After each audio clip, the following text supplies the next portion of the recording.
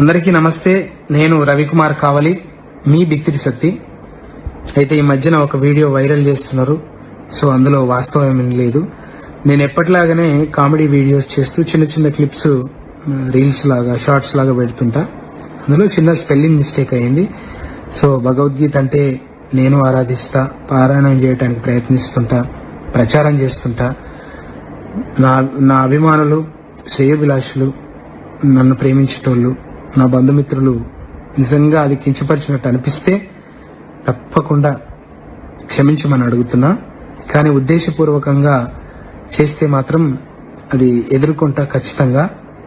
ఇంకా వాళ్ళు మనం ఎన్ని రోజులు చేసినా 15 ఏళ్ల నుంచి చేస్తున్నప్పుడు ఎలా మన మీద అట్లాంటివి వైరల్ చేయబుద్దయిందో ఇక వాళ్ళ విఘ్నతకే వదిలేస్తున్నా. Thank you. ఎప్పుడూ మిమ్మల్ని నవ్వించడానికి, మిమ్మల్ని హ్యాపీగా ఉంచడానికి నేను వీడియోలు తీస్తుంటాను.